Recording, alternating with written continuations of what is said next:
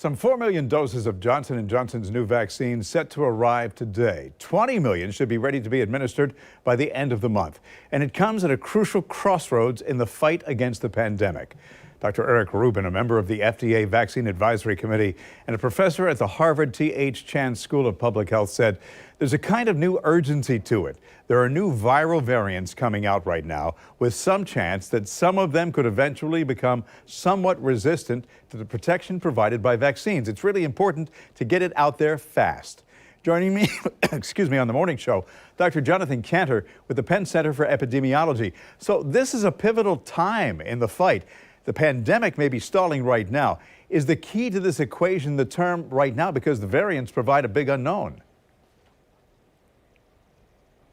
Absolutely. As with everything that we've just been discussing, there are so many unknowns in the equation. The key thing for us to keep in mind and for us to consider, though, is that, with the pandemic going on and with all the variants that are cropping up now, it becomes even more important, as Dr. Rubin mentioned, for us to make sure that we get as many people vaccinated as quickly as possible. The key is going to be vaccination, because we've shown that vaccines can prevent even most of the variants from infecting people. So if we can stop those in their tracks before they can become the dominant strains of the virus that are out there, that's really critical. And that's why it's so important that if you have access to the vaccine, that you take advantage of that access. Some people look at the Pfizer and Moderna vaccines and say, well, they're 95% effective.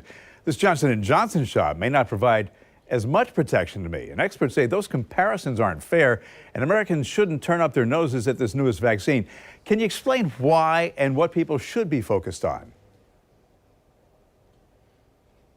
Yeah, I think the thing that people really need to be focused on is the fact that we have these multiple vaccines available. I mean, we are in many ways, one of the most fortunate countries in the world that we've got access to multiple vaccines. I mean, remember, we were talking about slow rollout of vaccines at a time when there were over 100 countries that didn't have one person vaccinated. So, it's very, very exciting that we've got the access to the vaccines. It's dangerous to compare, data from individual trials that don't compare the vaccines head to head, because, 95%, there are always going to be confidence intervals around that. There's always going to be kind of how confident are we that 95% number is, exact, for example, or a 68% number or a 72% number. So it's important the vaccines weren't compared against each other. The other thing to keep in mind is that there are some important advantages to the Johnson & Johnson vaccine. One is that you only have one shot. So if people are busy, if people have trouble getting back, and just from a public health standpoint, it's fantastic to be able to say, hey, you talked about 4 million doses today. That's 4 million people that are then vaccinated and finished and done with it.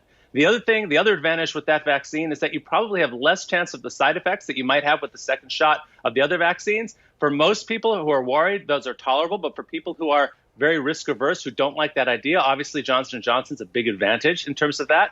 And the other thing to keep in mind is that, there is no magical vaccine fairy coming out there and offering Americans which vaccine would you like to choose from this platter of options. So it's sort of a take what you can get. And that doesn't matter if you're a healthcare provider, it doesn't matter who you are. We take what we can get. And so, I think it's really important to keep that in mind as well. You brought up the issue of access, and because of the way this vaccine is stored, it's going to help vaccines get to more remote regions and help in the global fight. And that's key to reining in this pandemic.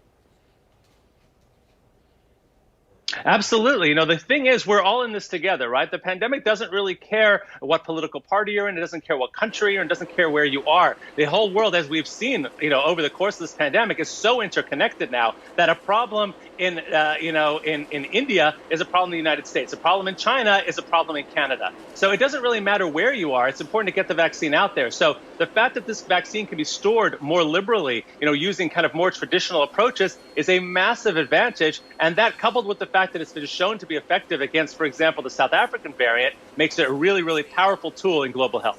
Dr. Jonathan Kantor, always good to talk to you and appreciate your perspective. Jen?